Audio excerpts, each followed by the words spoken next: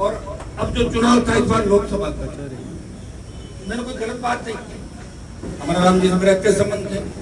मैंने कहा कि राष्ट्रीय लोकतांत्रिक पार्टी के जो वोट थे उसकी वजह से कम्युनिस्ट पार्टी चुनाव जीती और हमारा राम जी का बुढ़ापा सुधर गया।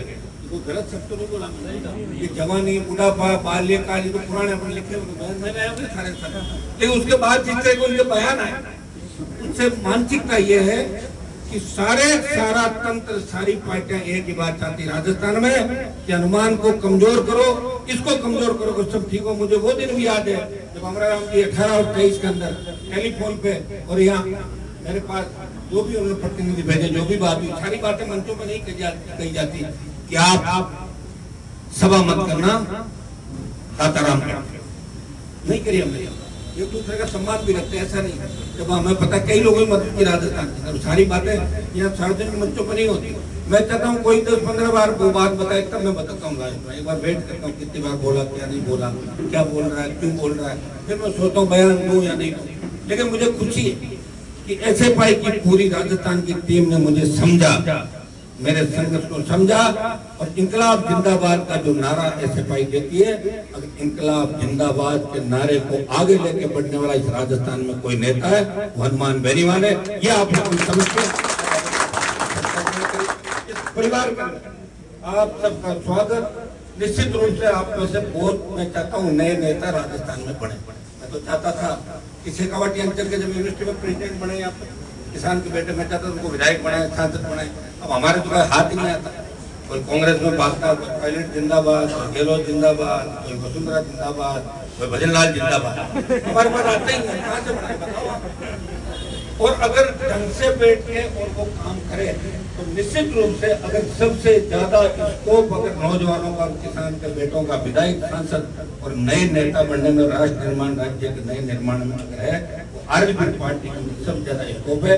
जो 24 घंटे लड़ने वाला दल है, आप देख रहे हो जब अभी सूची जारी करी प्रेस के लोगों ने कि पार्टियों के पास कितना कितना पैसा है, उसमें कांग्रेस, बीजेपी, कम्युनिस्ट पार्टी का तो इन्होंने जारी किया था, आरजेडी का नाम इसलिए नहीं लिखा, 1 रुपया भी नहीं लिखा।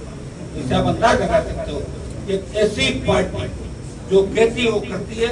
हाँ, कुछ लोगों को पसंद नहीं आता, कुछ लोग मेरे जातिवाद का आरोप भी लगाते, जो मन में आए लोग कहते रहते हैं। लेकिन आप देखते हो हनुमान बेनीवाल जातिवाद से ऊपर उठ के राजनीति करता है और इसके प्रमाण मुझे देने की आवश्यकता नहीं। 25 साल, 27 साल, 28 साल पढ़ लो मुझे, अपना आप उसके अंदर समय समय पर मिलेंगे।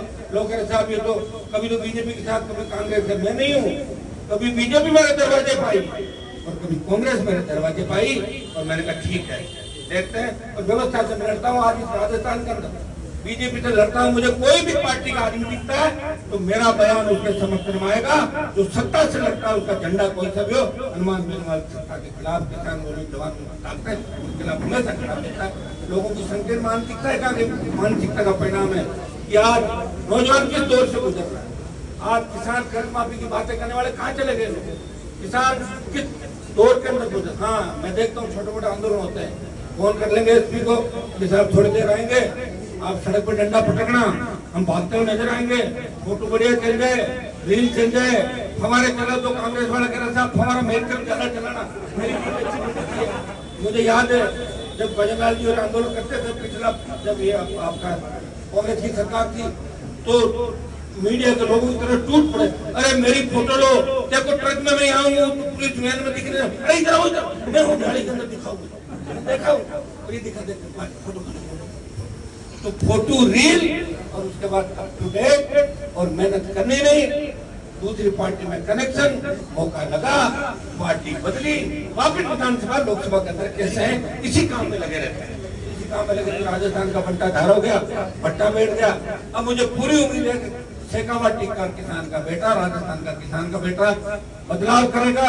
और मैं आपको विश्वास दिलाता हूँ कि जो ताकत आज आपने या कुछ नहीं, विद्यार्थी परिषद के बच्चों